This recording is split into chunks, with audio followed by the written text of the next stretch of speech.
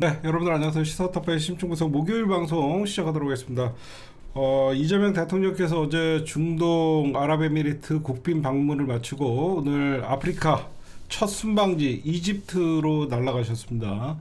아랍에미리트는 끝까지 우리 이재명 대통령에게 국빈 방문에 예우를 하기 위해서 가실 때도 공군기가 아랍에미리트 영공을 벗어날 때까지 호의를 했어요. 대박이죠. 예. 이재명 대통령이 탄 공군 1호기가 아랍에미리트 영공을 벗어날 때까지 이집트에서 호의를 해주는 예우였습니다. 우리 나중에 아랍에미리트 대통령 우리 열렬히 환영 좀 해줍시다, 여러분들. 이렇게 우리나라 대통령이 해외에 가갖고 이렇게 대접받으면 우리도 나중에 아랍에미리트 대통령 오면 우리도 좀 반갑게 공항에서부터 좀 잘 해줘야 되지 않겠습니까, 여러분들? 어쨌든 떠날 때도 끝까지 국빈 방문에 예의를 지켜준 우리 아랍에미리트도 감사하다는 얘기를 드리고, 이제 이집트로 가셨는데 이집트에서는 막 이집트의 수도가 여러분들 알다시피 카이로예요. 이 카이로에 가서 막 대학 연설도 있고요. 일정이 어마어마합니다. 그래서 지금 이재명 대통령께서 이집트 지금 그 순방을 시작을 했는데, 이 아프리카 국가 중에서 이집트를 택한 이유가 있어요. 이집트가 방산, 에너지, K컬처를 묶은 삼축 전략이다라고 하면서 저희가 시사타파 뉴스에 저희가 보도자료를 올려놨는데, 이집트와 방산, 에너지, 문화 삼축을 본격화 시동을 하고 실용적 단계인 비핵화를 강조하며 한반도 중동 평화 파트너십을 구성하기 위해서 지금 이렇게 했다라고 해서 이집트를 교두보로 삼아서 중동과 아프리카 시장의 판로를 넓히겠다라고 하는 실용주의의 어떤 상징적인 것을 이집트로 택했다라고 여러분들에게 말씀드리고 싶고요. 그러면 이재명 대통령께서 이집트를 어떤 의미로 보고 계시는 거냐면, 지금 이스라엘에서 가자 지구에서 여러분들 이스라엘과 팔레스타인이 지금 몇 년째 전쟁을 하고 있잖아요.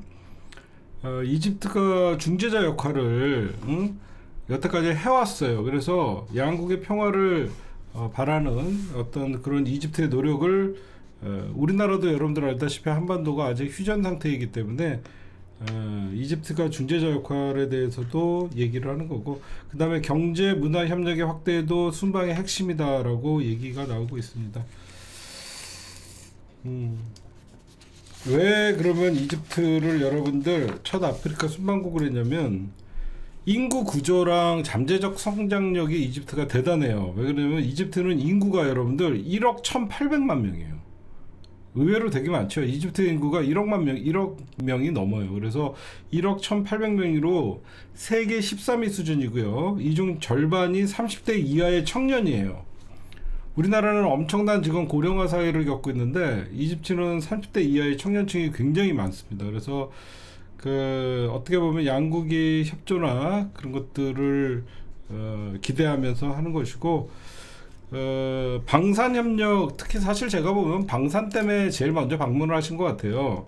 2022년에 K9 자주포와 K10 탄약 운반 장갑차 등 포함해서 우리나라 방산에 굉장히 관심을 갖고 있는 게 이집트예요.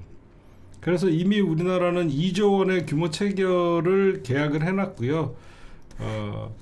우리나라가 첫 아프리카에 무기를 수출한 나라가 이집트였기 때문에 이렇게 이집트를 첫 방문국으로 정한 것 같고, 아프리카에서 그러니까 전 세계에서 무기를 가장 많이 수입하는 나라 중에 8위입니다. 8위 이집트가. 그래서 실용외교의 시작이다라고 여러분들 보시면 될 것 같고, 아랍에미리트에서 방문 성과는 거의 1,000억 달러, 약 150조 정도 되는 규모의 어떤 투자 협정을 이끌어냈다, 이런 것들이 있습니다. 어쨌든 이집트에 가서도 이제 계속 연일 해외에서 승승장구하고 있는 우리 대통령의 외교가 날라올 거라고 생각하고, 오늘 또 좀 안 좋은 소식이 또 하나 들어왔는데, 강원도에서 지금 불 났어요, 여러분들. 오늘 저녁에 강원도에서 불이 나갔고, 인제군, 산불이 났습니다. 지금 이게 소방청에서 보내준 사진인데 강원도 인제에서 산불이 나갖고 지금 김민석 국무총리가 신속하고 오늘 오후 5시 23분쯤에 강원도 인제군 기린면에서 야산에서 불이 나갖고 지금 모든 자원을 지자체, 소방청, 국방부 등과 협력해서 모든 대용 가능한 물자를 확보하고 조기 진화를 해라라고 지금 지시를 하고 있고, 인명피해가 없도록 신속 안전 대피를 하라라고 하고 있기 때문에 어쨌든 인재인지 아니면 어떤 뭐 자연재해인지는 모르겠지만 사고는 납니다. 사고는 나오는데 그 사고를 어떻게 수습하고 그 수습하는 과정에서 얼마나 투명하고 국민들이 알 수 있게끔 하는지, 그게 굉장히 중요한 거고, 이런 여러분들 산불이 나고 그 이후에 가장 제가 보면 대처가 미흡한 게 뭐냐면요, 사람들은 산불이 나면 진화가 되면 거기서 끝나는 줄 아는데 결국은 산불이 진화되고 나면 그 주변에서 집을 잃고 그런 어떤 취약계층들이 있어요. 이분들이 지원이 부족해서 산불이 난 지 2년이 지났는데도 거의 어떤 체육관을 전전하면서 이렇게 사시는 분들이 있더라고요. 그래서 안전 취약계층이나 이런 분들에 대한 지원 대책이 이 정부에서는 좀 다른 모습을 좀 보여주시길 바랍니다.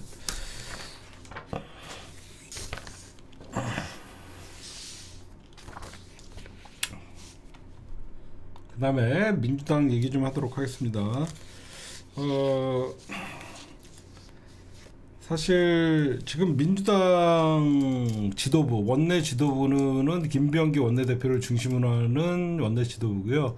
민주당 지도부 하면 당대표를 중심으로 하는 지도부, 이렇게 나눠지고 있어요. 근데 좀 소통이 안 되는 것 같아요. 이 법사위의 마이웨이, 사실 법사위 일 잘하죠. 열심히 하고 싸우는데 제가 보면 법사위가 너무 마음이 급해요. 법사위가 어제 18명의 검사장들에 대한 고발장을 제출했어요. 김병기가 좀 그런 게 아니라 법사위가 어제 검사장 18명에 대한 고발장을 제출했습니다. 근데 오늘 김병기 원내대표가 나 처음 듣는 소리다. 처음 듣는 소리다.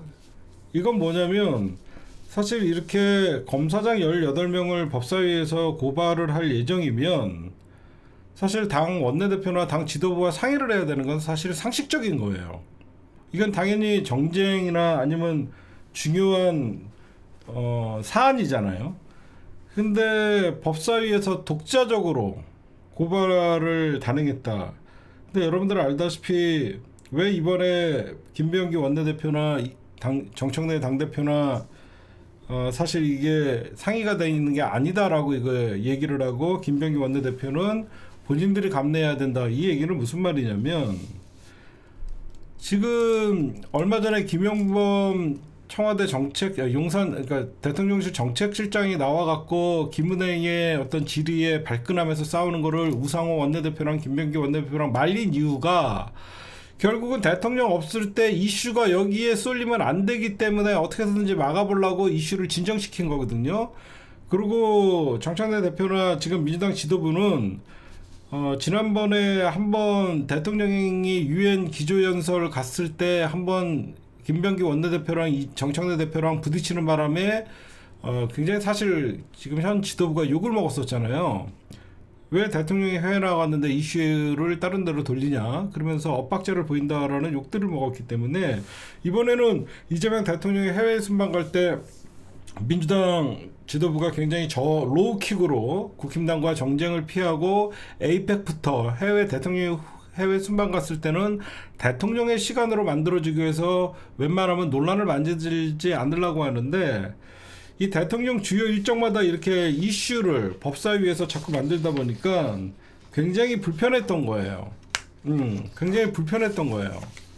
그래서 왜 그러냐면 여러분들 아시다시피 저번에 이재명 대통령께서 해외 순방을 할 때 한번 이런 일들이 있었잖아요. 그때 법사위에서 뭐였죠? 조의대 청문회를 강행시키면서 대통령이 해외에 나갔을 때 그 또 일이 감춰지는 그런 일들이 반복됐잖아요.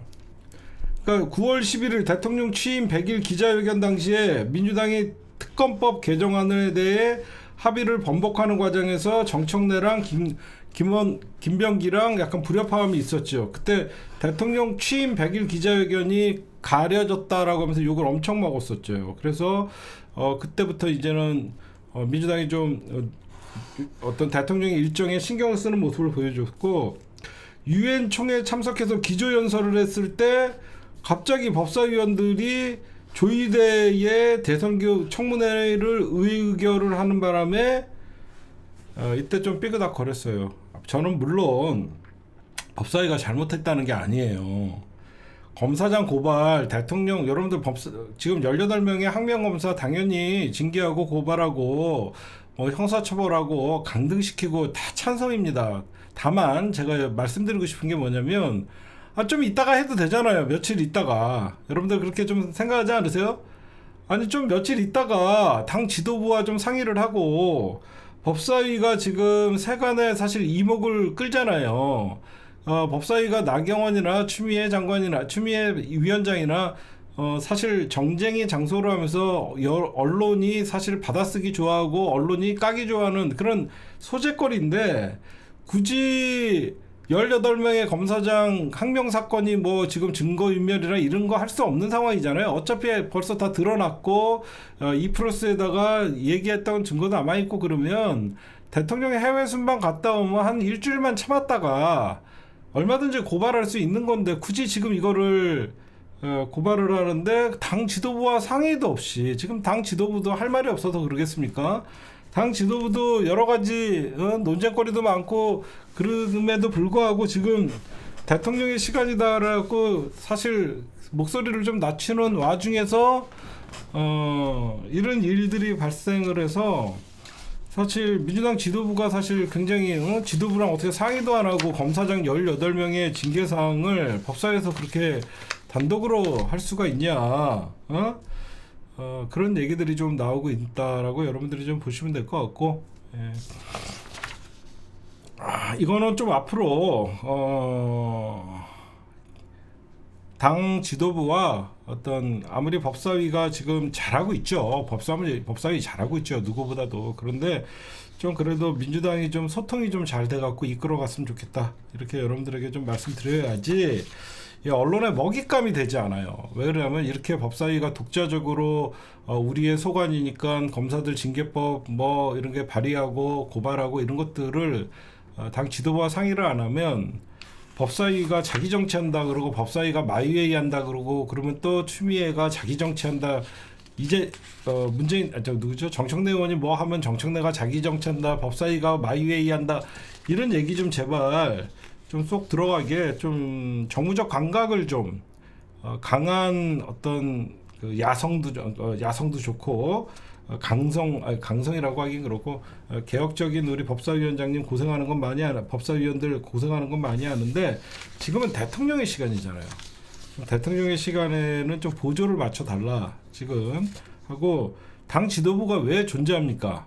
이런 중요한 검사장들 고발건에 대해서는 당 지도부와 상의를 하고 전략적으로 해서 당 지도부가 다 함께 강하게 밀어붙여야지, 법사위 따로 싸우고 당 지도부는 몰랐다 그러고, 이 자체가 좀 모습이 보기 좋지 않아요. 네. 그런 말씀을 좀 드리고 싶습니다. 그 다음에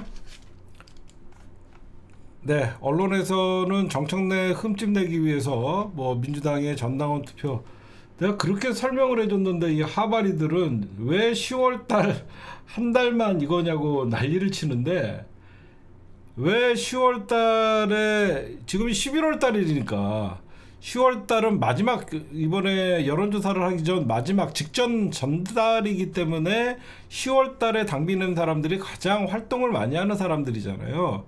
그래서 이분들에게 물어본 거예요. 그래야지 그 당무위원회나 중앙위원회는 굉장히 이번에 권리당원과 대의원의 비율 1대1로, 그러니까 1인 1표제로 가는 거를 사실 민주당의 당무위원회나 그 중앙위는 다 국회의원들인데 국회의원들이 이걸 바라지 않아요, 여러분들. 제가 무슨 말씀인지 아시겠죠? 지금 정청래 대표는 자기의 기득권을 내려놓는 거예요. 개판을 청산하려고 그러는 거고. 현재 국회의원들은요, 다 시의원, 구의원 자기가 공천해 왔어요, 여태까지. 까놓고 얘기하면요, 서울뿐만 아니라 각 지방들도 다 시의원, 구의원, 도의원 있죠. 현재 국회의원들이 다 자기 사람들 거기 공천을 했는데 이거를 앞으로 못하게 한다는 거예요. 내 사람 심기. 그래서 당원들에게 무조건 경선을 실시해서 해야 된다고 하니까 지금 이 1인 1표제 이거를 사실 민주당의 현직 국회의원들은 바라지 않아요. 여러분들이 생각해도 그렇죠. 자기 대신 지역구 관리해줄 시의원, 구의원, 자기의 충성심이 강한 시의원, 구의원들 뽑아놓으면 편하게 자기는 국회 활동만 해도 시의원, 구의원들이 내가 내 사람이니까 지역구 관리 잘해주고 그러면 얼마나 편하게 국회의원 생활을 하겠습니까? 의정생활. 근데 앞으로 자기가 점지해둔 사람보다 더 뛰어난 어떤 후보가 나타나면 당원들, 그 지역의 당원들이 뽑는 거예요. 그래서 이 선거가 치러진 거거든요. 근데 이 당원 1인 1표제는 여러분들 알다시피 이재명 대통령이 실시하려고 그랬던 거예요. 그때 워낙 수박들의 저항이 세갖고 1인 1표제를 실시하지 못하고 1인 20표제를 실시한 거예요. 1차적으로. 그쵸? 언젠가는 1인 1표제를 실시하겠다라고 하면서 이재명 대통령이 약속을 하면서 한 발짝 물러난 게 표의 등가성을 1대 20으로 줄여놨던 거예요. 그전에는 대의원의 한 표가 거의 막 70표, 80표였던 것을 대의원의 한 표를 20표까지 줄여놨고 결국은 나중에는 대의원 표와 권리당원 표가 1대1로 가는 게 여러분들 당연히 맞잖아요. 그래서 이거를 실시한 거였어요. 그게 여러분들 보시면 오늘 드디어 저희 시사타파 뉴스에서 정청래가 열어젖힌 당원 주권 시대 1인 1표 86.8%가 찬성을 했다고 합니다. 그래서 그 여러분들 알다시피 이거는 의견을 수렴한 거예요. 왜 10월 달에 한정해서 했냐? 뭐 진짜 모르는 애들 너무 많아갖고 다시 한번 설명해 줄게요. 당무위원회랑 나는 하나 물어보고 싶어요. 이번에 1인 1표제를 반대했던 사람들은 대의원 권한을 확대하자는 겁니까? 그 사람들 이재명 대통령 지지자들 맞아요? 대의원의 권한을 축소하려고 그랬던 건 이재명 대통령인데 그러면 당원 주권 시대를 반대하는 거예요? 나 이해를 못하겠어 그래요. 응? 잠재적 이찍들이에요. 그쵸? 이 잠재적 이찍들이 하는 짓 보면 어떻게 1인 1표제를 반대하는지 저는 그래놓고 무슨 이재명 지지자라고 떠들어요. 어디 가서. 저는 이해할 수가 없어요. 그래서 여러분들 여기 기사 조금만 보시면요. 결국은 이제 정청래 대표가 언론이 왜곡을 하는데 왜 10월달 당비 낸 사람들을 한정으로 했냐? 만약에 전체적으로 10월까지라고 하면 파이가 굉장히 커지겠죠. 그러면 내가 지금 권리당원인지 모르는 사람들도 있을 수가 있잖아요. 제 말 무슨 말인지 알아요? 내가 권리당원인지도 모르는 어떤 그런 당원들이 있을 수가 있고 자기가 민주당 당원인지도 모르는 사람들도 분명히 있을 거예요. 제가 보면 그런 사람들까지 포함하면 참여율이 떨어져요. 그러니까 최근까지 활동한 사람들 중에서 10월달까지 당비를 냈다라고 하면 자기 어떻게 보면 최근까지 활동한 사람들 중에서 투표를 하게 되면 아무래도 투표율이 올라가고 10% 막 투표율이 10%도 안 되고 막 그래 보면 당무위원회에서는 아니 무슨 10%도 안 되는 뭐 선거 결과 가지고 이거를 뭐 바꾸려고 하냐 이런 거부감들이 있을 거 아니에요. 근데 당원들이 뭐 20% 30% 이상 참여를 해갖고 투표를 해서 거기에 80% 이상의 어떤 찬성률이 나오면 아무래도 당무위원회나 중앙위원회에서 이번에 1인 1표제를 결국은 우리가 택하는 게 아니라 거기서 결정을 하는 거예요. 당원당규의 개정은. 그 사람들 입장에서는 압박으로 느껴지고 그 사람들이 결정을 미루지 못할 거 아닙니까? 제 말 여러분들 이해하십니까? 제 말 이해하시죠? 그래서 10월달 한 달로 한 거예요. 그래서 여러분들에게 이걸 보시면 권리당원들의 의견을 수렴하는 투표였고, 그 다음에 대의원 권리당원 1인 1표제 찬성 86.8%, 비례대표 후보 권리당원 100%, 우리가 뽑자는 거예요. 예비경선 100%, 투표도 88에서 89%로 찬성 의견. 지금 정청래 대표 고향이 당원 주거 시대가 본격적으로 제도화된다라고 여러분들에게 보시면 될 것 같습니다. 그래서 요거를 보시면 될 것 같아요. 그리고 난 이해가 안 가요. 왜 아니 이재명 대통령을 지지하는 사람들은 당연히 대의원과 권리당원의 1인 1표제를 찬성해야 되는 거 아니에요? 그냥 걔네들은 정청래가 싫은 거예요. 자기네들이 박찬대 밀었는데 박찬대가 떨어지니까 정청래가 미운 거예요. 그래서 제가 잠재적 이직 지지자들이라고 하는 거예요. 지금 이 시기에 정청래 사퇴하라고 할 때입니까? 정신 나간 새끼들이에요, 진짜. 앞으로 이런 일들이 있으면 제가 여러분들에게 꼭 잘 설명을 해드리도록 하겠습니다. 네, 그 다음에 오늘 또 열받는 뉴스가 하나 있었죠.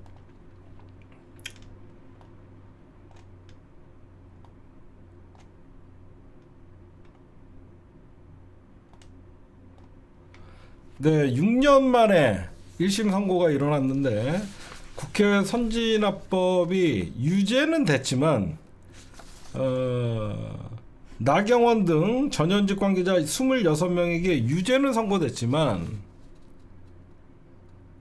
전부 의원직을 유지할 수 있는, 저 죄송한데 3줄 이상 글 쓰지 마세요. 알겠죠? 저희는 규칙이 채팅창 3줄 이상 글 쓰지 마세요. 3줄 이하로 짧게 써주세요. 그 전현직 전부, 이거는 뭐냐면요, 사법부가 정치한 거예요. 아니 이거는 제가 보면 사법부가 그냥 정치한 겁니다. 정치. 그냥 정치한 거예요. 이거는 정상적인 판결을 이렇게 할 수가 없어요. 여러분들 보시면 황교안이가 당시 자유한국당 대표였어요. 검찰은 징역 1년에 6개월. 저는요, 이런 검찰의 구형 징역형이 이렇게 많은 벌금을 때리는 건 또 처음 봤어요. 난 처음 봤어요, 이거. 막 벌금 2천만 원 막 이런 거 처음 봤어요, 난. 나경원이 징역 2년 제일 세게 맞았어요. 그 당시에 원내대표였거든요. 벌금 2,400만 원. 이거는 징역 2년이면요, 웬만하면 징역형인데 징역 뭐 10월에 집행유예 몇 년 이런 식으로 나와야 되거든요. 그냥 다 벌금으로 했어요.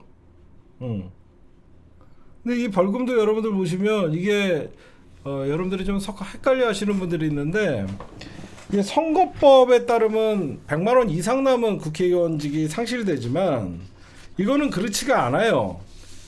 이게 나경원 같은 경우에는 여러분들 이 그러니까 국회 선진화법은 벌금 500만 원 이상이나 징역형이 나오면 날라가요. 금고 이상의 형이 나오면 날라갔는데, 그래서 벌금형으로 때렸는데, 그럼 500만 원 이상이 나왔잖아요.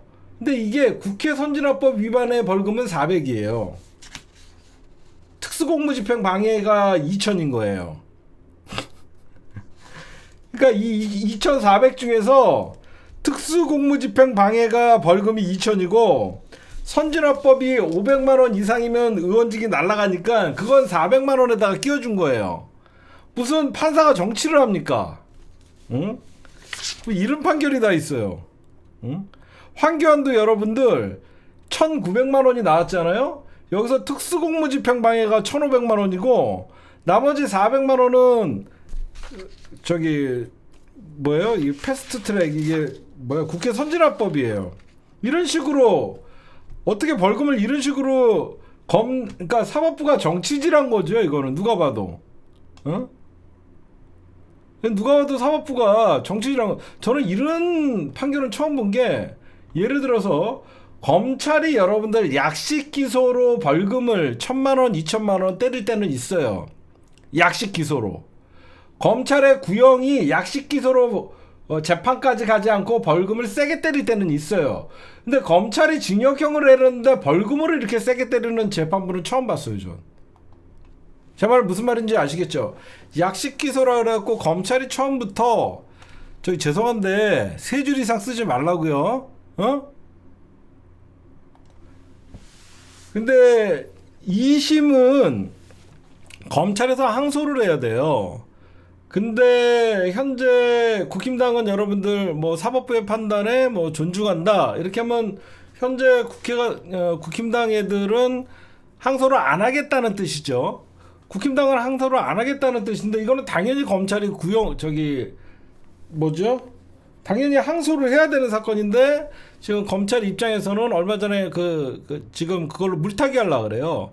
지금 국힘당 입장에서는 대장동 항소 포기했던 검사들 어떻게 하는지 지켜보겠다라고 하면서 전혀 별개의 사건인데도 불구하고, 아니 대장동 사건은 조작된 사건이고 이거는 국회 선진화법을 동물국회를 방지하기 위해서 2012년에 여야가 합의해서 만든 사건이잖아요.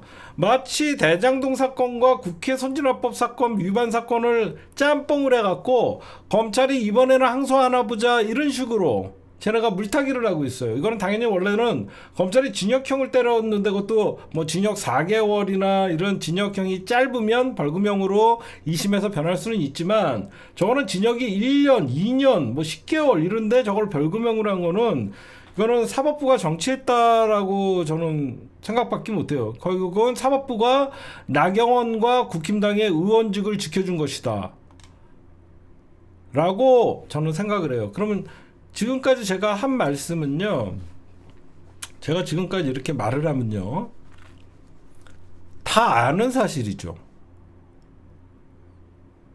그쵸? 그러면 이게 심층 분석인가요? 여기서 이제 시사타파의 진가가 나오는 거예요. 왜 법원은 나경원이나 얘네들을 살려줬을까?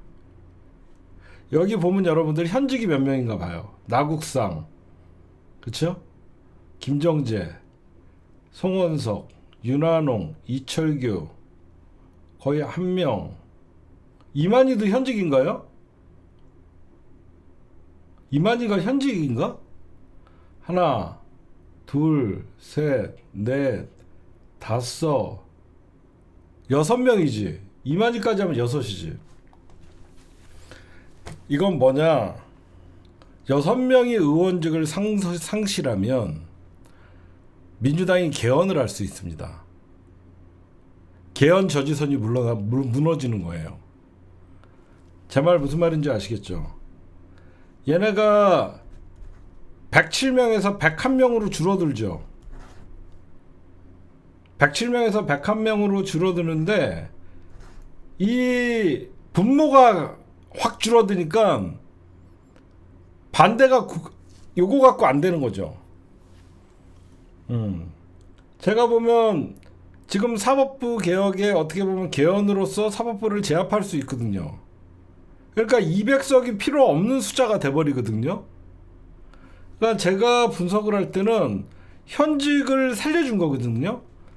이상하잖아. 이거는 사법부가 의도적으로 현직을 유지시키기 위해서 나경원 100만 원 차이로 깎아주고 이만희, 김정재, 송원성, 윤한홍, 이철규. 지금 조희대 사법부에서는 만약에 민주당이 200석이었으면 사법부의 어떤 법관이 우리나라가 지금 판사들만 재판을 할 수 있게끔 돼 있잖아요. 그거 사실 개헌상으로 다 바꿀 수 있단 말이에요. 제가 분석한 게 맞을 거예요. 그쵸? 저렇게 하면 민주당이 200석이 필요 없거든요. 분모가 확 줄어드니까 3분의 2는 더 줄어들게 돼 있거든요. 그래서 저거는 제가 보면 사법부의 정치질이다라고 밖에 볼 수 없습니다. 제 말이 맞을 거예요. 그리고 앞으로 저 날아가면 101명이죠.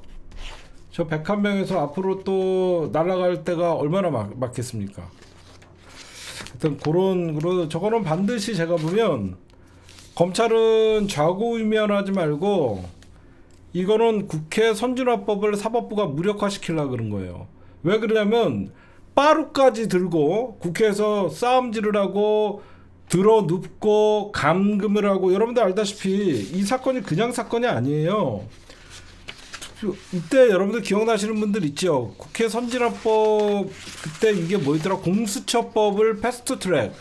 그때 여러분들 알다시피 비례대표 그러니까 선거법과 공수처법을 통과시키려고 할 때 그 당시에 황교안과 나경원이가 국회에서 싸운 거예요. 그때 나경원이가 원내대표였고 황교안이는 원외 대표였기 때문에 나경원이가 빠르 들고 연병을 했던 거거든요. 그때 여러분들이 보시면 그 완전 공수처법 그 다음에 선거법 막으려고 들어눕고 별 난리를 다 쳤었어요. 이보다 더 앞으로 더 세게 국회에서 부딪힐 일이 있을까요? 그러니까 이런 장면이에요, 여러분들. 보이시죠? 이렇게 회의장 막고 의원들 못 나오게 하고 연병을 떨었어요. 그러면 앞으로 이거보다 더 센 충돌이 빠르들고 이런 일이 없을 거라고요. 그러면 앞으로 국회에서는 어떤 난장판을 부려도 이거보다 더 세게 나올 수가 없어요. 여러분들 자세히 보면 제가 여기 있습니다. 보입니까? 저 여기 있죠? 제가 우연히 봤더니 제가 여기 있어요. 제가 여기서 이 누워있는 것들 제가 엄청나게 찍었거든요. 저 여기 있잖아요. 얘 뭐하냐 이러면서 제가 여기 사다리 밟고 올라가 있는 거예요. 제가 이때 이게 2019년이었나요? 이때 여러분들 제가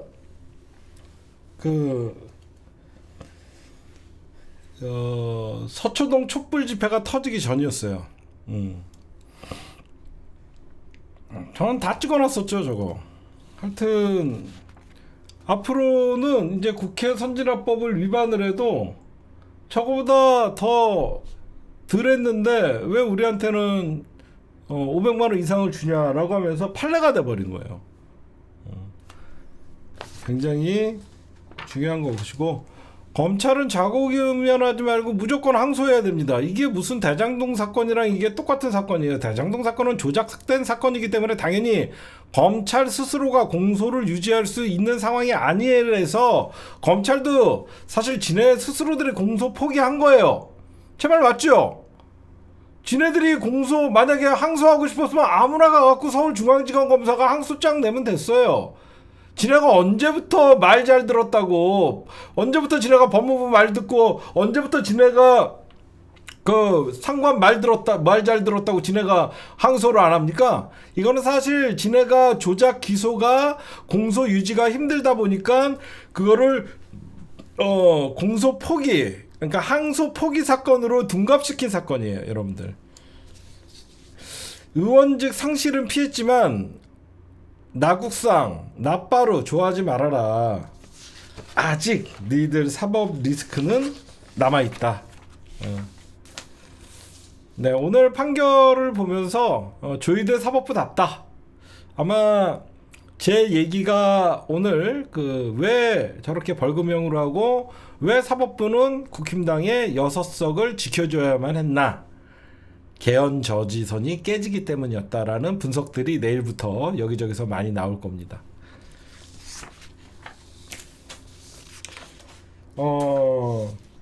저는 이런 말씀을 좀 드리고 싶어요.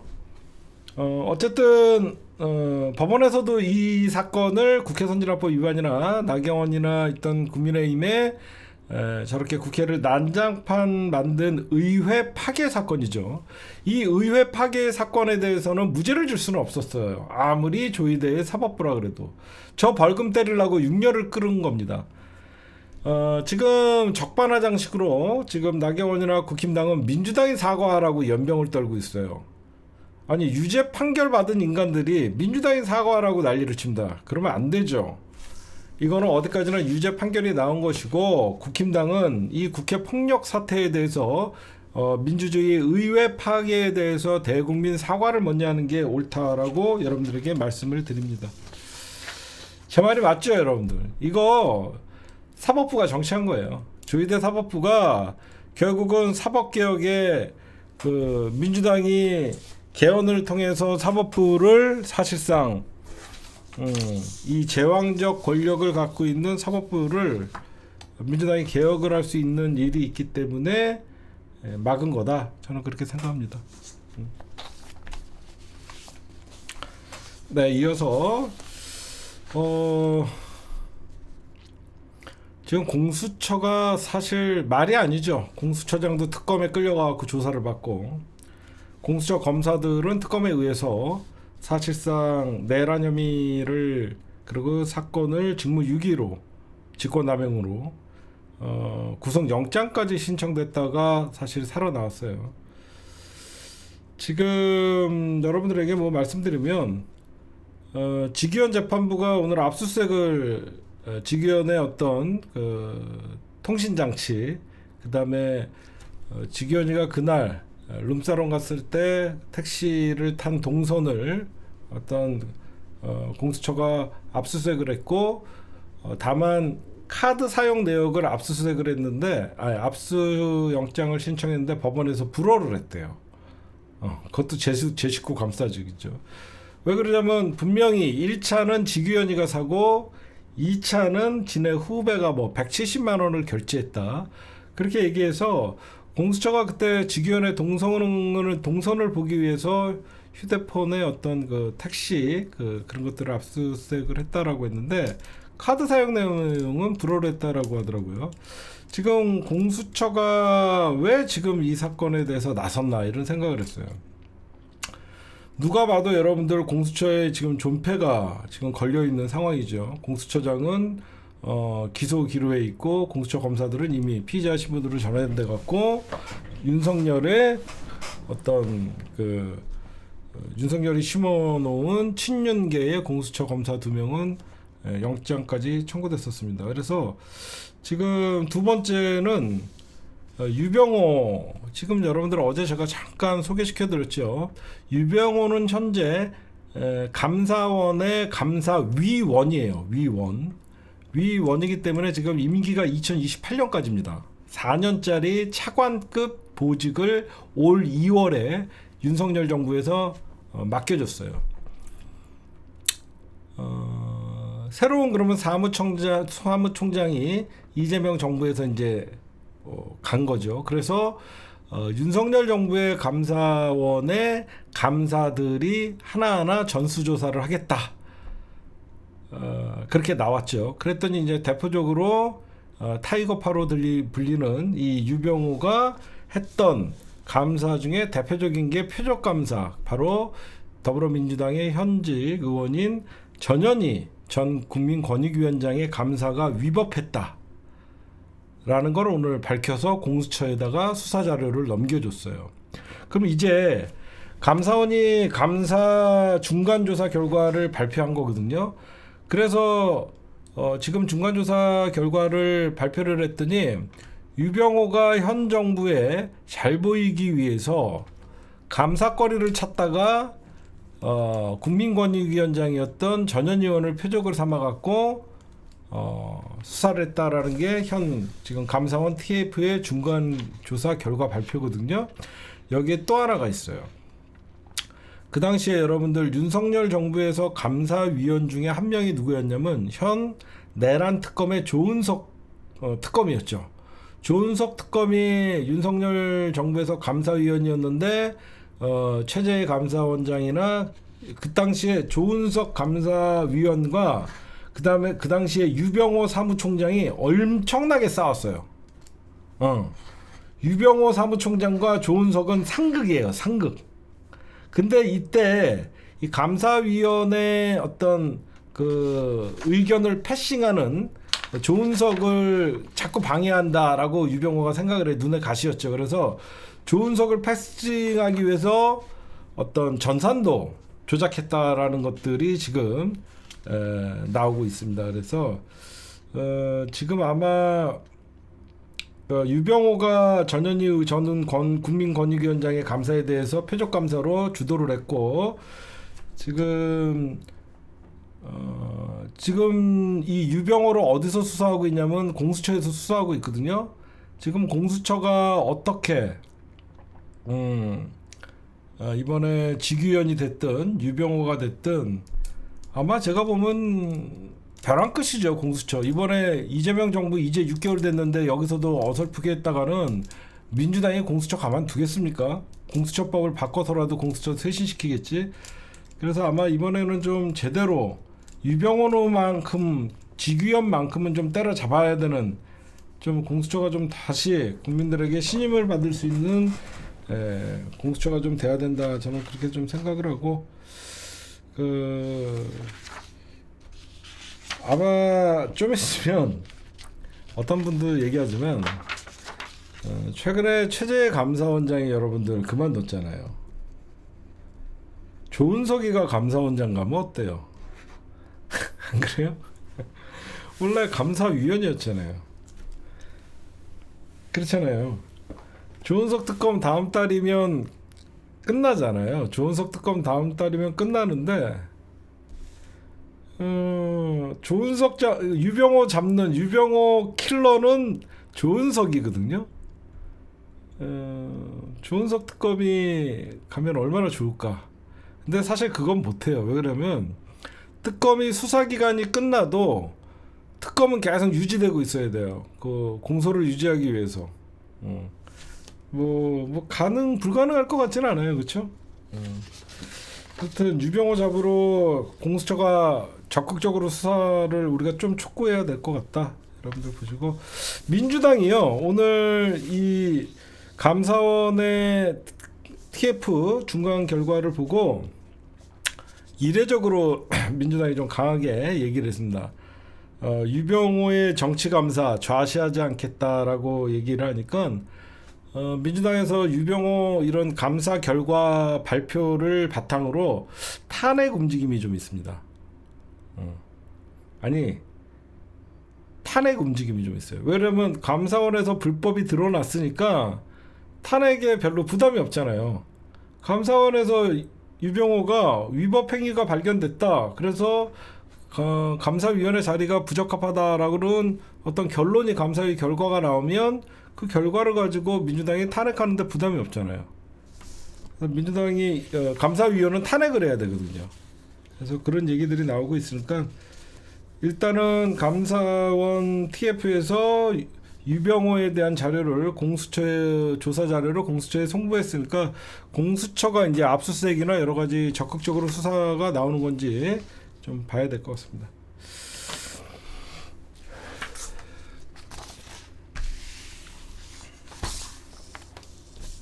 그다음에 오늘 참 어제죠. 어제 홍장원 전 국정원 제1차장 나오고, 오늘 여러분들 아마 그 유튜브나 여러 가지 영상을 통해서 홍장원과 윤석열이가 마주 앉아갖고 얘기 나누고 그런 것들 보면서 한심했죠. 홍장원 전 국정원 1차장은 더 여유가 있어졌고, 윤석열은 이제 체포 지시를 방첩사령관 여인영한테 떠넘기고, 진짜 얘는 너무 찌질한 것 같아요. 뭐 체포 명단 뭐 홍장원이 그랬잖아요. 이재명, 우원식, 한동훈이 반국가 세력입니까? 라고 하니까 그거는 뭐 그 방첩사령관이 그 지시를 한 거고, 그 방첩사령관은 그러니까 홍장원이 그럼 방첩사령관이 쿠데타를 일으킨 겁니까? 아유 진짜 못난 새끼 진짜. 아니 웬만하면 지가 시켰다라고 해야 되는데 체포 지시를 방첩사령관이 했다니까 그럼 방첩사령관이 쿠데타 일으킨 겁니까? 아휴 진짜 이 모질이 새끼 진짜. 응? 하여튼 그런 일들을 보면서 참 한심했다 그런 말씀을 좀 드리고, 네, 그 다음에 어제 그 변호인단들 감치됐다가 풀려났죠. 그거랑 김건희의 남자 그 얘기는 잠시 후에 하도록 하겠습니다. 네, 여러분들 2부 김건희의 남자 이준수, 서로 애틋하고 비밀을 지켜주고 싶은 서로의 사이였죠. 특검의 압수수색 과정에서 도망갔었습니다. 근데 이자가 충주 휴게소에서 체포했어요. 여러분들 우리나라 형사 기동대 있죠. 우리나라 형사기동대가 진짜 체포 잘합니다. 마음만 먹으면. 특검과 서울경찰청 형사기동대가 공조로 잡았대요. 서울경찰청과 형사기동대가 공조로 오늘 4시 9분에 충주 휴게소 부근에서 체포한 다음에 이미 특검으로 넘겼습니다. 그래서 이런 거는요, 다 탐문 수사하고 다 위치 추적하고 그래서 잡은 거예요. 제보 받아갖고. 그래서 경찰청 국가수사본부 국수본에 요청을 했고, 그 국수본에서는 서울경찰청 형사기동대랑 협조를 해갖고 잡은 겁니다. 이분 이준수 이놈이 누군지 여러분들 잘 알고 있죠? 건진법사를 소개시켜 준 거예요, 김건희에게. 그랬던 놈인데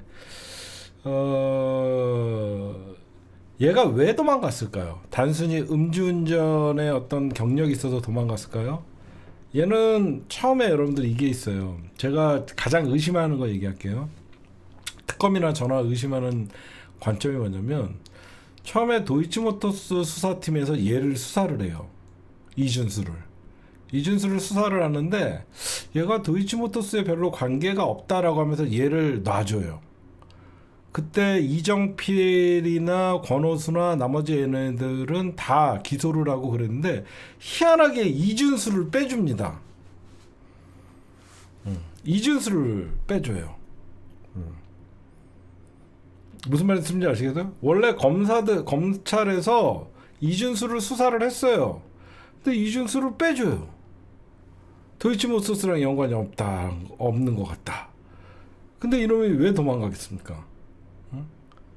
지금 도이치모터스 주가 조작 의혹 관련해서 얘의 공모를 수사를 하는데, 제가 취재한 결과 김건희의 또 다른 주가 조작에 연루가 돼 있다라고 하더라고. 우리가 알고 있는, 여러분들 김건희가 도이치모터스 주가 조작만 했겠습니까? 이 이준수는 다른 주가 조작에 얘가 걸리면 김건희의 다른 주가 조작이 걸릴 가능성이 많다라는 거예요. 그래서 이준수가 도망간 거죠. 여러분들 알다시피 건진법사를 소개해주고 그 도이치모터스 주가 조작 사건 할 때 김 여사랑 연락을 주고받고 이런 일들을 벌였던 혐의가 있고, 두 번째 혐의가 뭐냐면, 이거는 우리 선수들끼리만 아는 거예요.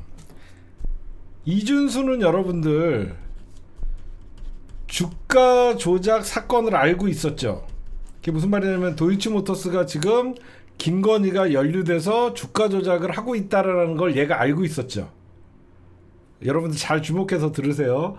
특검이 주목하는 거나 저희 같은 좀 전문가들이 볼 때 뭐냐면, 이준수가 왜 도망갔냐면요, 그리고 왜 김건희랑 이준수랑 비밀을 지켜주고 싶다 이런 말들이 왜 나오냐면요, 뭐 개인적인 사적인 관계를 떠나서 여러분 잘 생각해 보세요. 이준수는 현재 도이치모터스가 주가 조작을 하고 있고 거기에 김건희가 개입돼 있고 이정필이가 하고 있다라는 걸 알죠. 주가 조작의 몸통이 아니라 주가 조작을 할 때 가장 주가 조작하는 선수들이 신경 쓰는 게 뭐냐면 비밀이죠. 이 비밀이 새나갔죠. 그러면 이준수는 뭐예요? 딴 주머니 찬다 그래요. 김건희랑 이준수는 도이치모터스 주가 조작이 하는 시기에 일반 개인 투자자 같이 원래 주가 조작을 해서 나온 수익금은 나눠 먹어야 되지만 딴 데서 물을 길러 온다 그러거든요. 딴 데서 돈을 갖고 와갖고 도이치모터스에다가 주식을 산 다음에 지네끼리 헤쳐먹은 거죠. 제 말 맞잖아요. 이해가 가요? 응? 이걸 아셔야 돼요. 이준수는 주가 조작에 직접 관여를 안 했지만 지금 주가 조작하는 거 알잖아. 그럼 앞으로 어떤 주식이 올라갈지 알잖아. 주가 조작 세력들이 그래서 비밀을 가장 중요시하는 거예요. 제가 볼 때는 이준수랑 김건희는 딴 주머니를 차갖고 현재 김건희가 도이치모터스 주가 조작 사건에서 뭐 8억을 수익금을 냈다라고 하지만 이준수를 잡으면 그 당시에 이준수랑 김건희랑 딴 주머니를 차갖고 도이치모터스 주가 조작으로 얼마를 해먹었고 다른 주식에는 어떻게 먹었는지 그런 게 밝혀질 거란 말이에요. 제 말 맞죠? 그러니까 서로 지켜주고 싶은 비밀이 있는 거고 이준수는 자기가 거론되는 게 싫은 거죠. 이준수를 만약에 주가 조작 선수인 이정필이 알면 아씨 이준수가 지금 도이치모터스 이거 주가 조작하는 걸 알고 있어요? 위험한데? 이런 얘기들이 들어올 거 아니야. 자기네끼리 딴 주머니를 차서 이준수랑 김건희는 서로 비밀을 지켜주고 싶죠. 왜? 김건희의 자금도 관리했다라는 소리가 있을 정도고 김건희의 돈이 이준수로 들어가서 이준수는 그 당시에 누구 차명 계좌로 도이치모터스의 주가를 사들였을 가능성이 굉장히 큰 거죠. 무슨 말씀인지 아시겠죠? 그거를 특검이 보는 거예요. 지금 이준수를 잡으면 너가 주가 조작 사건에 어떻게 개입돼 있는지, 그 당시에 이준수 주변의 계좌들을 싹 뒤지면 주가 조작 시기에 큰 돈이 오고 가고 그런 것들을 볼 수가 있겠죠. 그거를 보는 거예요, 여러분들. 그래서 이준수가 어떻게 보면 이제는 김건희는 끝났다라고 생각을 하면 엄청난 것들을 플리바게닝을 통해서 자기가 살아남기 위해서 이준수랑 김건희는 무슨 일을 했냐라고 하면서 더 큰 것들을 볼 수가 있겠죠. 거기에 하나 추가하고 싶은 게, 제가 계속 여러분들 유정옥이 빼돌린 컨테이너 찾아야 된다 그러잖아요. 그렇죠? 유정옥이 빼돌린 컨테이너 찾아야 된다. 이거는 특검이 그냥 있을 리가 없다 계속 얘기하고 있는데, 지금 유정옥의 신경에 변화가 있다라는 소리가 좀 있어요. 유정옥이가 신경에 좀 변화가 있다라는 소리가 좀 나오는 게, 지금 지가 덤탱이를 쓸 수밖에 없는 상황이고, 5톤짜리 트럭 2대 분량의 컨테이너가 반출됐는데 그 중에서 딱 한 컨테이너를 찍어서 그게 지금 없어진 거예요. 그쵸? 지금 없어진 거잖아요. 근데 이거를 제가 주구장창 컨테이너 찾아야 되고, 전 사실 개인적으로 이걸 취재를 좀 하고 있어요.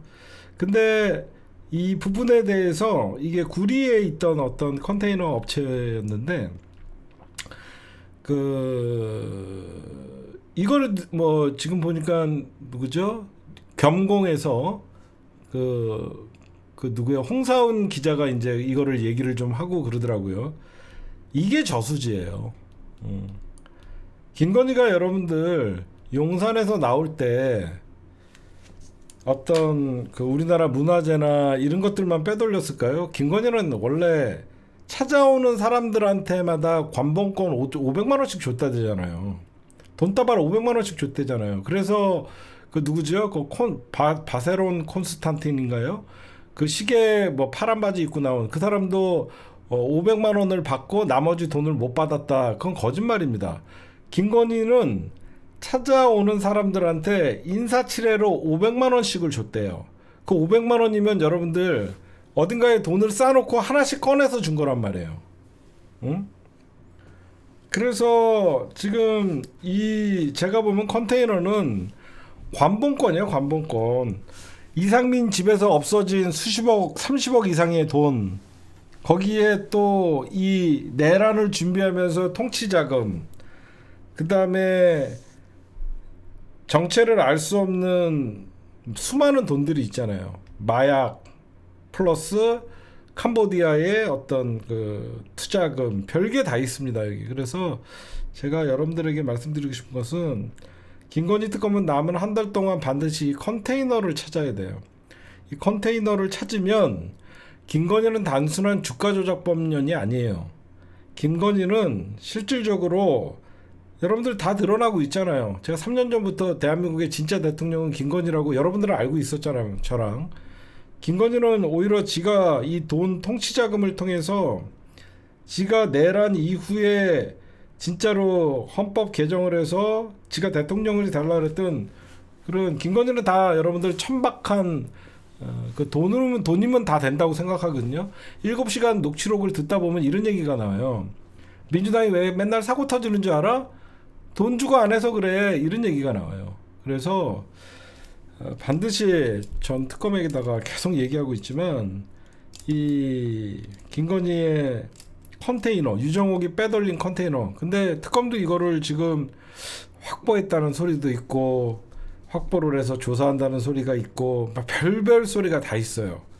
찾았는데 못 찾았다, 말을 안 하고 있다라는 것도 있고 지금 왜 그러냐면 저렇게 충주까지 도망가는 놈들도 잡을 정도인데 대한민국 도로망에 CCTV가 한두 군데가 있습니까?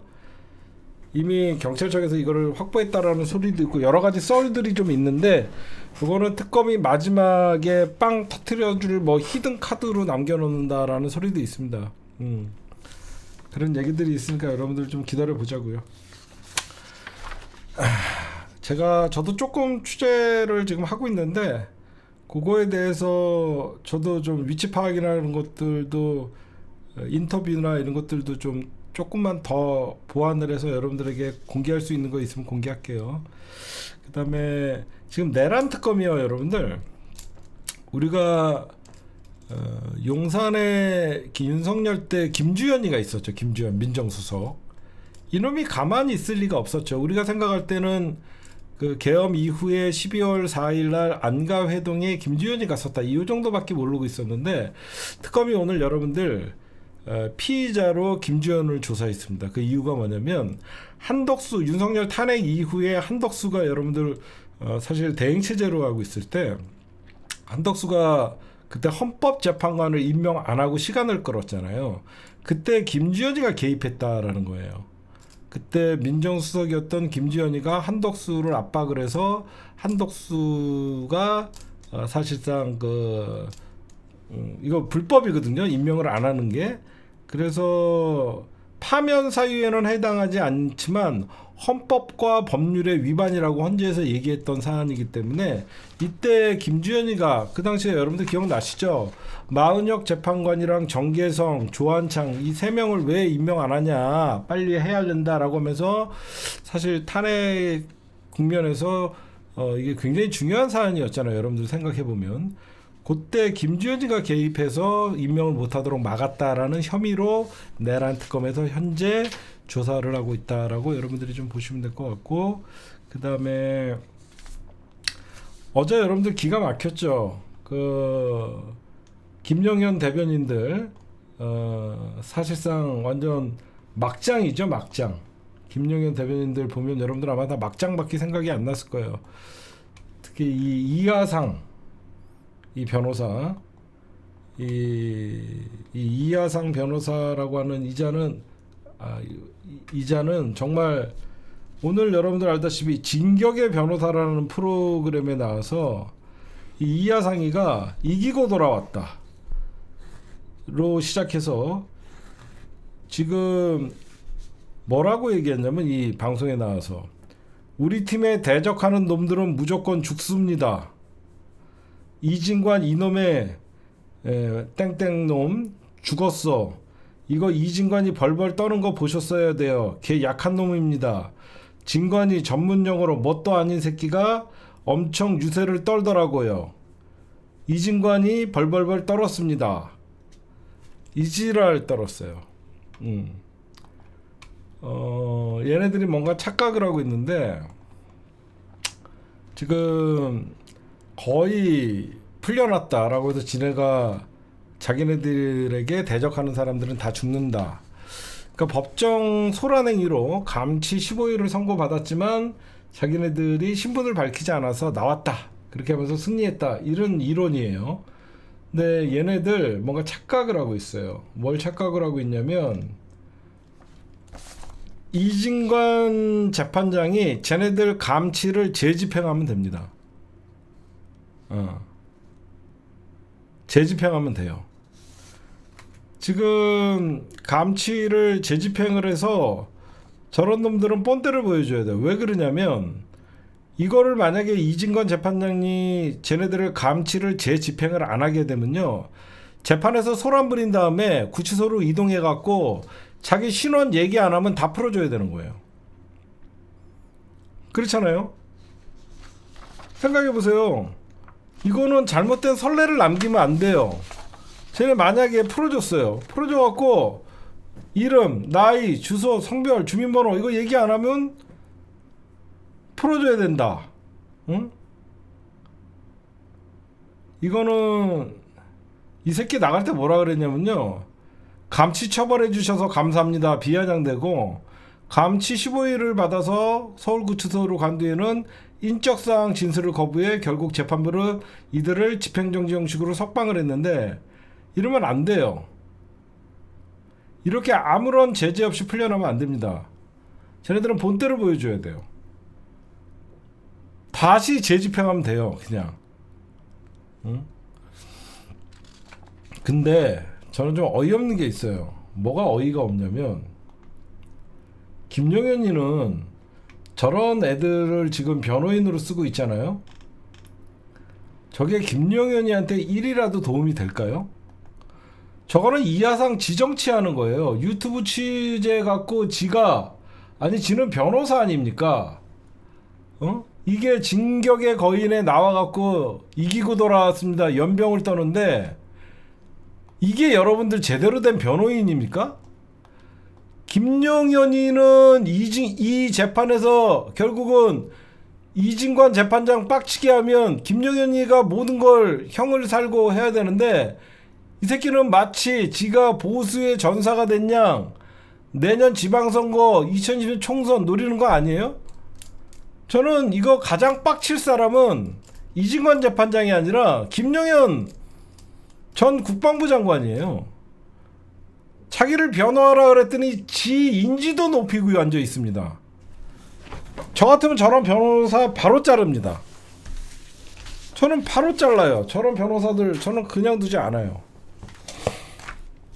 김용현은 왜 좋다 그러냐? 어차피 지는 무기징역 아니면 사형이니까 정치재판으로 끌고 나가겠다는 의도죠. 저 변호사들이 여러분들 왜 막장으로 치닫냐면, 이 재판은 정상적으로 가서도 감형이나 그런 게 있을 수가 없죠. 무기징역 아니면 사형이니까 저 재판을 최대한 난장판으로 만들고 정치재판으로 만들자는 거예요. 내란 재판이 아닌 정치재판으로 만들어서 결국은 나중에 정치적 사면을 노리는 수예요. 김용현이가 믿는 게 아니라 저거를 저렇게 난장판 만들음으로써 정치재판으로 자꾸 끌고 가려고 하는 거예요. 그렇게 보시면 될 것 같고, 그 다음에 제가 론스타 얘기 좀 할게요. 우리가 놓치고 있는 게 있어요. 뭐가 있냐면, 지금 론스타 누가 잘했냐 그거 갖고 지금 서로 뭐 한동훈이는 내가 잘했다 07회 하고 앉아있죠. 근데 우리가 놓치고 있는 게 뭐냐면, 론스타에서 우리가 이번에 국제 어떤 분쟁 사건이잖아요. 거기서 우리가 오히려 손해배상금 4천억을 안 줘도 된다라고 하면서 모두가 기뻐하고 있고, 소송 비용도 저쪽에서 물어라 라고 하면서 마치 우리가 승리한 것 같이 얘기를 합니다. 그렇죠? 마치 우리가 승리한 것 같이 얘기해요. 우리가 잊고 있는 게 뭐냐면, 론스타를 먹튀하게 만든 놈들 그 누구도 처벌받지 않았어요. 왜 이 일을 이 지경까지 만들어냈던 놈들은 왜 우리가 처벌하지 않았냐, 이게 중요한 겁니다. 무슨 말씀인지 아시겠죠? 응? 제 말 무슨 말씀인지 아시겠죠? 론스타가 먹튀를 하는 동안 결국은 우리나라 검은머리 외국인 새끼들이 대한민국의 국부를 유출시켰던 사건이에요. 근데 그 누구도 처벌받지 않았어요. 그거에 대해서 제가 오늘 좀 말씀을 좀 드리고 싶어요. 이게 론스타가 2003년 8월 론스타 외환은행 지분 51%를 1조 3,400 인수를 하죠. 론스타가 이런 거를 좀 제가 좀 재밌게 여러분들 디테일하게 여러분들에게 쉽게 좀 설명을 해드릴게요. 이 론스타가 뭔지를 먼저 여러분들 아셔야 돼요. 결국은 여러분들 우리가 외환은행을 2003년도에 매각하게 된다라고 여기 나오잖아요. 여기에 2003년도에 론스타의 외환은행 지분 51%를 매각한다라는 얘기가 나오죠. 이걸 그러면 론스타가 여러분들 그러면 왜 외환은행이 해외 지분에 넘어갈 수 없었나라고 보면 1997년에 8년에 터졌던 IMF 사태 때문에 론스타가 휘청거리면서 그렇게 된 사건이에요. 결국은 어디서 그 당시에 외환은행이 가장 타격을 많이 받았냐면 그 당시에 카드 남발했었죠. 어쩔 수 없이 김대중 정부에서 그 당시에 외환 극복을 극복한다 그러면서 국내 경기를 활성화시키다 보니까 모든 은행이나 카드를 무자격자들한테 마구 발행을 합니다. 그러다 보니까 외환은행의 자회사에 있던 외환카드가 엄청난 부실이 일어났던 거예요. 그래서 엄청난 외환카드 대란 사태가 벌어진 거예요. 그러다 보니까 경영난을 겪게 돼요. 그러다 보니까 그 당시에 여러분들 2002년, 2003년 외환은행 뭐 매각할 때 IMF 터지고 나서 여기저기서 신용불량자들이 마구 늘어날 때예요. 그때 외환은행의 가장 그 주채권단이 누구였냐면 현대그룹이었어요. 근데 외환은행 그러니까 이른바 현대그룹 부실채권 사건이 터지고 그 다음에 그게 무슨 말이냐면 외환은행이 현대그룹에다가 엄청난 돈을 빌려줬었어요. 근데 현대도 휘청거리니까 거기서 부실이 막 나오면서 외환은행 전체가 흔들렸었어요. 현대가 외환은행에다가 돈을 현대그룹에다가 많이 빌려줬었는데 현대가 그때 휘청거리고 그 정도의 큰 외환 사태가 벌어지니까 외환은행 전체가 많이 흔들렸어요. 이때 여러분들 지금부터는 방송에서 잘 안 나오는데 이거 아셔야 돼요. 외환은행의 최대 대주주가 누구였냐면 그때 독일은행이었어요. 독일은행. 독일은행이 외환은행의 지분을 다 갖고 있었어요. 그때 51%. 51% 갖고 있으면 대주주잖아요. 그때 코메르츠방크라는 독일 은행이 외환은행의 51%를 소유하고 있었는데 이 외환은행의 지분을 사모펀드예요. 론스타는 사모펀드예요. 이 독일이 외환은행의 지분을 론스타에다가 판 거예요. 이제 이해가 가십니까? 최대 주주였던 독일은행이 외환은행의 최대 주주였던 독일은행이 사모펀드였던 론스타에다가 판 거예요. 그래서 그 사모펀드가 바로 론스타고 그 론스타가 그 이제 외환은행의 지분을 이제 받으면서 이제 논란이 됐던 거예요. 그때 왜 논란이 됐었냐면 그 미국계 사모펀드 론스타가 국제기금 뭐 얘네들은요 그 텍사스 석유 재벌 등의 투자자로 참여하는 어떤 뭐 하여튼 좀 폐쇄형 사모펀드였어요. 그러니까 한마디로 기업 사냥꾼들이었어요. 부실 회사를 싼 값에 사서 비싼 값에 파는 기업 사냥꾼들이 모인 그 사모펀드가 론스타가 주로 그런 일들을 하던 거였어요. 그때 그러다 보니까 이 론스타를 그때 노무현 정부 때 2003년도에 외환은행이 론스타를 1조 원에 인수를 해요. 그러고 나서 2012년에 외환은행에 3조 원이 넘는 수익을 4조 원에 팔죠. 요까지는 여러분들 다 아실 거예요. 근데 왜 소송에 이르지냐? 론스타가 외환은행을 다시 하나은행에 파는 과정에서 처음에는 론스타가요 이거를 하나금융에다가 팔라 그러지 않았어요. 홍콩계 HBC라고 여러분들 은행 들어보셨어요? 예전에 우리 강남이나 이런 데 가면 HBC 은행이라고 하면서 홍콩계 HSBC 홍콩 상하이 은행에다가 팔라 그랬어요. 처음에 매각을 그랬는데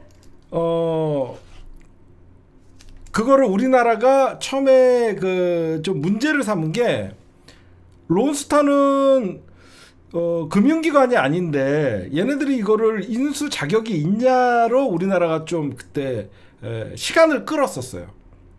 시간을 끌고 그러다 보니까 얘네들은 그 한국 정부가 우리가 매각 그러니까 론스타가 외환은행을 인수할 자격이 없다라고 노무현 정부에서 발목을 잡았어요. 쉽죠? 야, 론스타 니네는 법상으로도 니들이 지금 이게 론스타가 우리나라의 금융기관을 니들은 기업 사냥꾼인데 금융기관을 니들이 자격이 안 되는데 자격으로 싸웠어요. 외환은행을 론스타가 인수할 수 있는 자격이 안 되는데 왜 쟤네가 저걸 되냐 갖고 한국이 외환은행을 론스타가 매각하려고 그러니까 홍콩 상하이은행에다가 매각하려는 걸 그 당시에 노무현 정부에서 막았어요. 그러면서 시간이 끌려갖고 원래는 6조 원인가 팔라고 했던 자기네들의 그게 틀어졌다는 거예요. 그래서 손해를 봤다라고 하면 나중에 하나은행에는 4조에 팔았죠. 그러면서 원래 더 비싼 가격에 팔 수 있었는데 대한민국 정부 때문에 지체시켜갖고 우리가 손해를 봤다라고 하면서 소송을 걸었던 거예요. 여기까지 이제 아시겠죠? 소송을 걸은 거예요.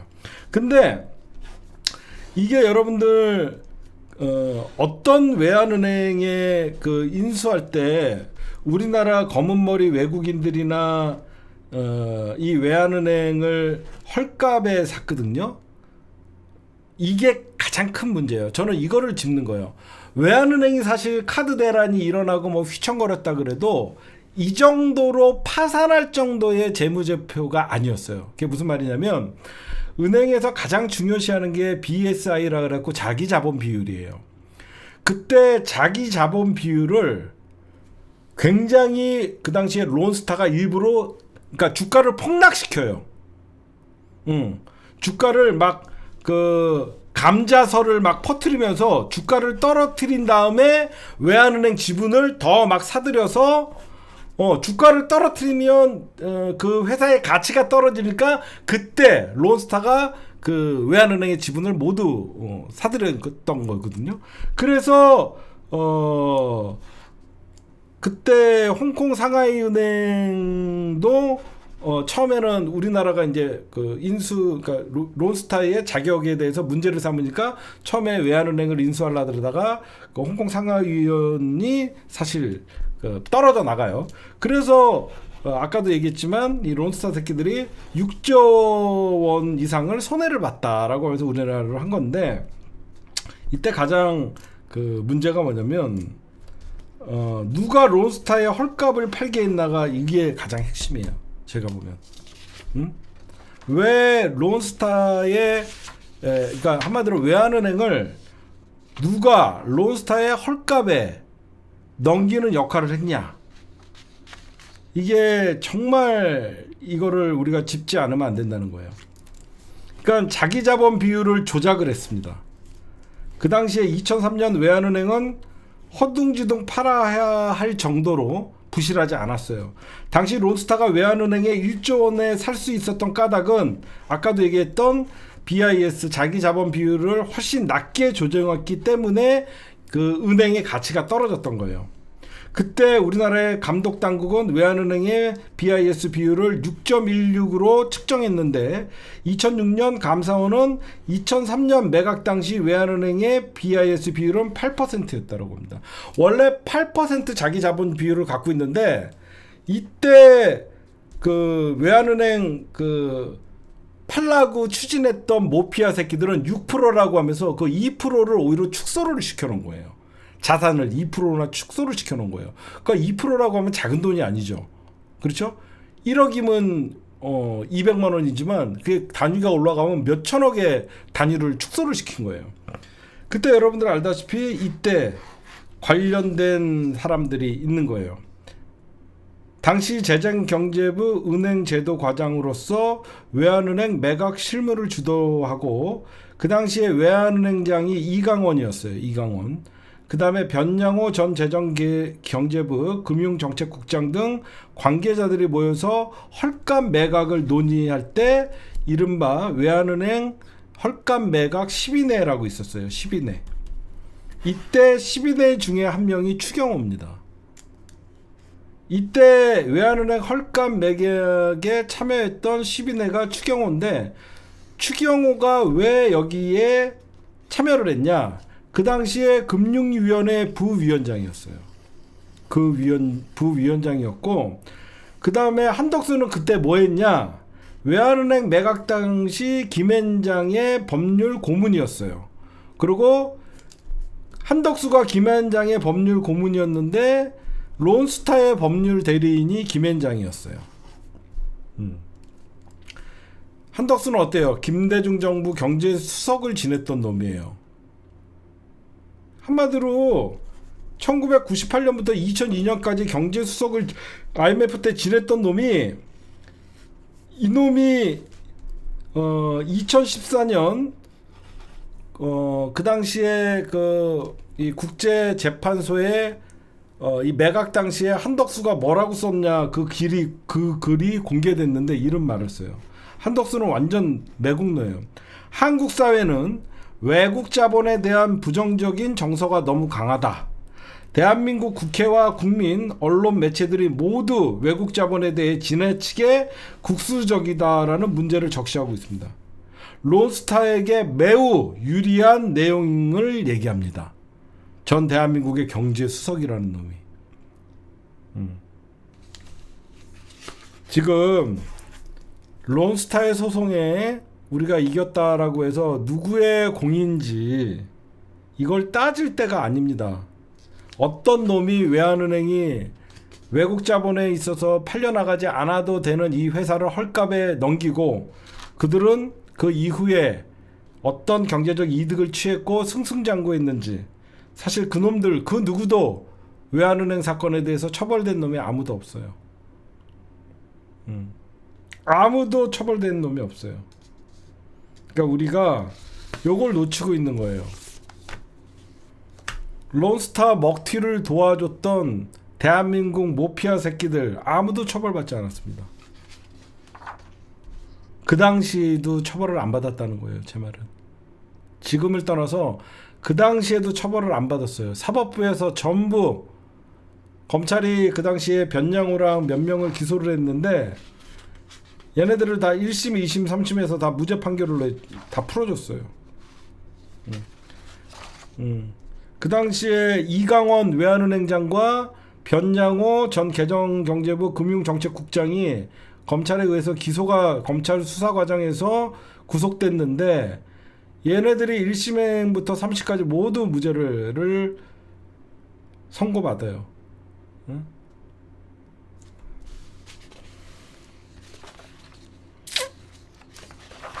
우리가 이런 점은 잊으면 안 됩니다. 우리 선한영양님, 아이고 또 오셨네.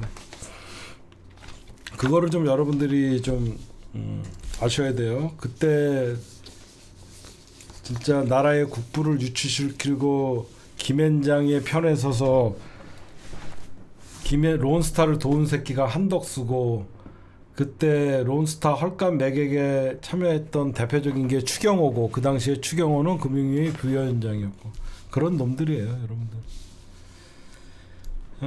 그 다음에 중일관계 얘기 오늘 좀 마지막으로 좀 할게요. 지금 막 중국과 일본이 일촉즉발이죠. 일본의 다카하치 총리가 대만 유사시 자유대 개입 발언으로 한 다음에 중국이 발끈했죠. 이건 내정 간섭이다. 중국 입장에서는 절대 양보할 수 없는 거예요. 영토 문제이기 때문에. 근데 여러분들이 보시면 다카하치가 우리나라한테는 조용하죠. 왜 그럴까요? 왜 저 극우 여자 아베라고 불리는 다카하치가 중국에는 도발을 하는데 우리나라에게는 도발을 하다 멈춰요? 이유가 뭘까요? 왜 이유가 뭘까요, 여러분들?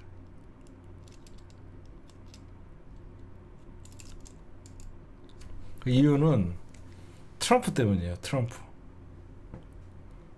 때문이죠. 트럼프는 어떻게든 한미일 공조를 주장하는데, 트럼프는 한미일 공조를 주장하고 같이 삼국이 중국을 견제하라고 하는데, 일본이 트럼프가 반중 정서를 갖고 있으니까 중국에게는 도발적인 언어를 하지만, 트럼프의 눈치를 보고 있는 일본의 입장에서는 한국까지 건드렸다가는 트럼프가 곤란해지면 전선이 확대되잖아요. 그쵸? 결국 트럼프는 한미일 공조로 중국을 대항하자야. 이 동북아시아에서. 그래서 다카츠가 사실 알면서도 도발을 한 거죠. 대만 유사시 발언. 근데 제가 보면 일본이 오바했어요. 왜 일본이 오바했냐면 결국은 일본은 물밑으로 중국에게 항복 선언을 할 수밖에 없어요. 중국이 무기가 여러분들 인구라고 했죠. 중국은 어마어마한 인구가 있기 때문에 전 세계 물량의 거의 대부분을 막 수입을 하잖아요. 지금 왜 중국이 어제 일본산 수산물을 바로 수입 조치를 제한 조치를 때렸냐면 일본의 자민당의 텃밭이 농어촌이에요. 일본의 자민당의 텃밭이 농어촌인데 가장 이 어촌계를 타격 줄 수 있는 게 가리비입니다. 가리비. 거의 일본에서 생산되는 가리비의 절반을 거의 1년에 4천억 원어치 정도를 중국에서 소비한대요. 그래서 가리비 수입 제한을 해버려요. 이 집권 자민당에는 자기의 그 지지 세력들이 가장 먹고 사는 그 거의 생계를 끊어버리는 거예요. 그래서 중국 수출이 일본 어촌에서 막혀버리면 결국 1년에 4,560억 정도의 그 수입을 한다는 말이에요. 그래서 굉장히 타격이 되는 거예요. 그래서 일본 정부가 과거에 그 중국에서는 다오이다오라고 하고 일본에서는 센카쿠 열도라고 하죠. 이 영토 분쟁을 가지고 싸울 때보다 중국이 이번에 더 세게 가는데 지금 영토 분쟁, 즉 대만 문제에 대해서 일본이 어설프게 끼어들었다가 이거 대한민국도 보라는 듯이 강하게 제재를 하는 게 여기서 그치지 않아요. 일본의 가장 경제에 타격을 줄 수 있는 게 뭐냐면 히토류입니다. 히토류 공급을 끊으려고 하고 있어요. 히토류 공급을 끊게 되면 거의 과거에는 일본이 히토류 중국산 히토류를 80%에서 90% 미국도 히토류 문제 때문에 트럼프가 날아가서 거의 잠정 휴전을 할 정도거든요. 중국이 일본의 히토류 수출을 금지하는 순간 거의 일본 산업은 마비가 됩니다. 그렇죠? 그리고 여기에서 이제 마지막 히든 카드 중국이 뭐냐면 중국에 진출해 있는 일본 기업들을 전부 퇴출시키는 거예요. 중국은 가능합니다. 이러면 작살나는 거예요. 중국의 도요타 자동차나 지금 여러 가지 그 일본의 회사들이 진출해 있잖아요. 그걸 전부 철수시켜버리면 엄청난 타격이 오는 거죠. 우리나라가 여러분들 과거에 2016년 사드 대란 때 사드 때문에 우리나라가 중국과 갈등을 겪을 때 중국에 있던 롯데마트를 트집 잡아갖고 막 영업정의 소방법 위반 그래갖고 중국에서 롯데마트가 철수했던 적이 있어요. 그때 롯데도 당했지가 롯데마트가 철수했었어요. 지금 중국은요 굉장히 일본에 대해서는 우리보다 반일 감정이 더 세요. 여러분들 난징학살이라는 영화 보면 너무너무 잔인합니다. 일본 놈들은 죽을 때까지 중국에 잘못했다 그래야 돼요. 중국인들과 조선인들을 대상으로 그 일본의 그 제국주의 군국주의 놈들이 목베기 시합을 했던 놈들이에요.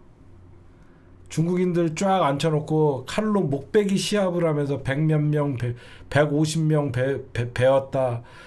너무 잔인한 놈들이에요. 그래서 이 일본 놈들에 대해서는 중국 사람들이 반일 감정이 한번 폭발을 하게 되면요. 불매운동부터 해갖고 지금 중국에 어떤 바로바로 조치가 됐냐면 한일령이 그러니까 절대 일본 여행을 자제해라. 일본 여행 자제하고 일본 어떤 영화 상영 금지 이런 조치들이 지금 관광도 50만 명 정도가 일본의 어떤 일본행 비행기 티켓을 취소했대요. 너무 웃긴 게 우리나라에서는 상상하지 못하죠. 50만 명이 일본을 가려다가 만약에 일본행 티켓팅을 예약을 했을 거 아니에요? 그럼 우리는 취소를 하게 되면 뭐 우리가 취소하면 우리가 뭐 어떤 뭐 자기 분담금이나 직전에 취소를 하게 되면 수수료를 물고 그러잖아요. 중국에서 일본행 여행 취소하는데 수수료 같은 거 받지 말아라. 그러니까 50만 명이 취소를 했대. 그래서 중국에서 지금 좀 있으면 일본 안 가고 한국 간다 그래갖고 사실 우리나라가 관광객들이 솔직히 우리가 중국 관광객들이 엄청나게 지금 밀려온다는 소리가 있어요. 그래서 명동이 지금 굉장히 웃음 방긋 한다는 소리가 있습니다. 근데 제가 여러분들에게 말씀드리고 싶은 것은 우리가 계속 미국도 정말 그러면 안 되는데 연일 중국과 우리나라의 어떤 갈등을 일으키고자, 그러니까 미국 입장에서는 일본은 당연히 자기네 편이 미국의 편이지만 대한민국은 지리상으로 동북아 균형자론이나 어떤 중심외교를 할 수밖에 없지 않습니까? 이재명 대통령도. 그러다 보니까 이재명 대통령이 요구했던 핵추진 잠수함에 대해서 연일 미 당국자들이 한국의 핵추진 잠수함의 승인은 중국 견제용이다. 그러면서 계속 중국이 대한민국의 핵추진 잠수함에 있어서 굉장히 중국이 반발을 자꾸 이간질을 시켜요, 지금 미국이. 그랬더니 오히려 중국에서 이간질 시키지 말아라. 중국에서 오히려 미국이 대한민국과의 이간질을 지금 시키지 말아라. 지금 계속 얘기를 하고 있으면 그리고 오히려 중국은 한국이 각국의 우려를 충분히 고려해 신중하게 처리를 해주기 바란다. 지금 중국은 그 정도로 얘기하고 있는데 왜 그러냐면 중국 입장에서는 윤석열 정부면 중국 정부가 기대가 없겠죠. 무슨 말씀인지 아시겠죠? 지금 중국 입장에서는 전선을 확대할 필요가 없죠. 잘못하다간 한미일이 딱 붙어서 중국 고립작전에 나가게 되면 중국도 다시 북중러로 이렇게 되는 것보다는 대한민국과는 그나마 어떤 우리 이재명 대통령께서는 우리 민주당 정부는 소통이 되잖아요. 그래서 한중일 북중러 이런 극단적인 상태는 막으려고 사실 미국 상대하는 것도 중국 입장에서는 좀 벅찬 면이 없지 않아 있는데 일본 같은 어떤 중국 입장에서는 일본을 거지 새끼들이라고 생각해요. 중국은. 그러다 보니까 일본 정도에 상대하는데 굳이 대한민국과는 적을 만들 필요가 없잖아요. 그래서 오히려 미국에게 이간질 시키지 말아라. 이런 얘기들이 좀 나오고 있다라고 여러분들이 보시고, 일본은 우리나라에게 어떤 독도나 이런 발언에 대해서 강하게 하지 못하는 이유는 지금 트럼프는 어떤 중국을 어떤 견제하는 목표를 한미일 공조를 내세우고 있는데 일본이 대한민국을 자극을 해서 한일 관계가 틀어지면 트럼프가 그거는 잘못한 거야 닦아있지 이렇게 혼날 수가 있으니까 조심하는 것이고, 중국도 지금 우리가 중심을 잘 잡고 있는 거죠.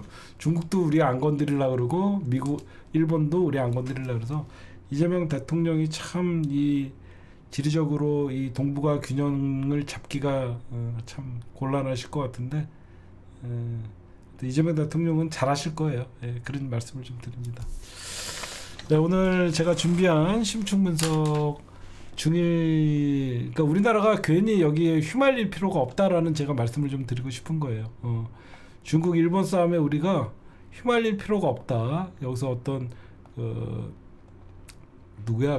예전에 윤석열 같이 뭐 완전 한미일 북중러 이렇게 치우치는 정책을 하면 뭐든지 실용 외교 국익 위선으로 가는 게 맞다. 이렇게 여러분들에게 말씀드리고 싶습니다. 네, 심층 분석은 여기서 녹화는 마치도록 하겠습니다. 제가 여러분들 굉장히 중요한 심층 분석을 어제도 하고 오늘도 하려다 까먹었는데 왜 오세훈이가 계속 한강버스를 띄우고 감사의 정원을 만들려고 하고 지금 세운상가를 종묘를 훼손하면서 고층 아파트를 세우려고 그런 줄 아세요? 왜 그럴 것 같아요? 왜 오세훈이가 계속 한강버스, 감사의 정원, 고층 아파트 이거를 왜 하려고 하냐면요. 이명박처럼 치적을 섞기도 분명히 있겠지만 중요한 거는 국힘당에 기대서 선거를 치를 수 있는 상황이 아니기 때문인 거예요. 지금 국힘당과 오세훈이는 별개로 만들려고 하면 오세훈이는 계속 한강버스나 이런 행정가의 면모를 보여줘야 되는 싸움인 거예요. 계속 오세훈이가 정치적인 발언을 안 하고 오히려 행정적으로 그러니까 국힘당의 이미지를 없애고 서울시장 오세훈 대 민주당의 대결 구도로 가는 거죠. 그렇죠? 그러면 사람들이 오세훈이가 국민의힘의 서울시장이라는 생각보다는 서울시장 오세훈의 과 민주당의 대결 구도로 보거든요.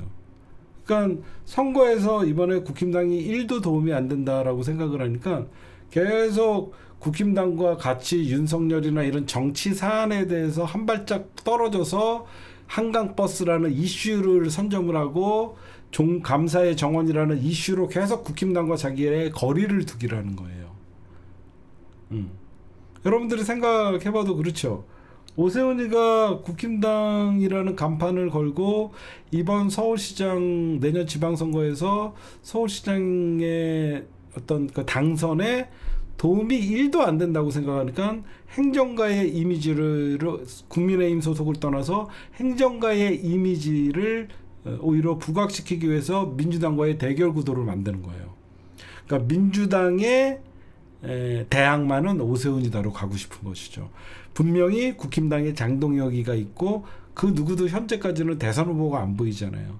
장동혁이는 체급이 감이 안 되고 한동훈이는 사실상 당내 지지도도 없고 당내 배신자 소리 들으니까 유일하게 이재명 정부 그리고 민주당의 나홀로 싸우는 서울시의 행정가 오세훈으로 남고 싶은 거죠. 그런 이미지로 내년에 지방선거를 치르려고 논란이 되는 걸 알면서도 계속 논란이 될 만한 행정을 하는 거예요. 그래서 서울 한강버스 저 정도 되면 사고 나고 그러면 한 발짝 물러서고 전면 재검토한다 이런 얘기가 나와야 되는데 안 물러섰잖아요.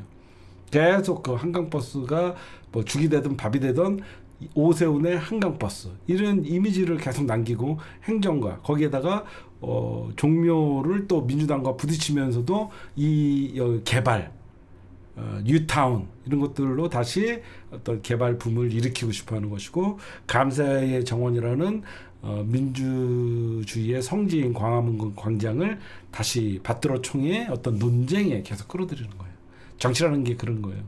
자기한테 불리할 때는 멀리하고 다른 이슈로. 왜 그러면 인물론에서는 국힘당에서 오세훈을 이길 수 있는 서울시장 후보가 없기 때문에 그런 게 있습니다, 여러분들. 그런 것들을 보시면 될 것 같고 그리고 여러분들에게 좋은 소식을 하나 알려드리면 지금 여론조사를 좀 해봤는데 경남도지사에서 현 경남도지사가 여러분들 박완주죠. 현 경남도지사가 박완주인데 김경수 지사가 거의 10% 이상 이깁니다. 김경수 지금 전 지사를 경남도지사의 후보로 넣었을 때 박완수 현 지사랑 김경수 지사가 이깁니다. 근데 1대1 구도로 또 보면 접전으로 나오고 있고 뭐 하여튼 그래요. 그러니까 적합도에서는 김경수 25.4, 그 다음에 16.2%의 김태우, 그 다음에 박완수 15.4. 근데 가상 대결 1대1에서는 김경수 35.9, 박완수 34.1로 초접전이에요. 그렇게 보시면 되고. 명태균 오세훈은 어떻게 날 건 특검에서 오세훈을 피의자 신분으로 했으니까 기소를 하냐 안 하냐가 이제 정해지겠죠. 그거는 특검 수사의 결과에 따라서 오세훈이는 후보가 안 될 수도 있고 그런 게 있겠죠.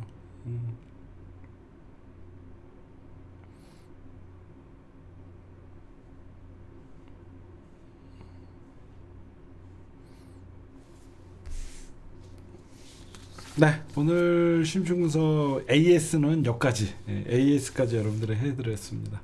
예.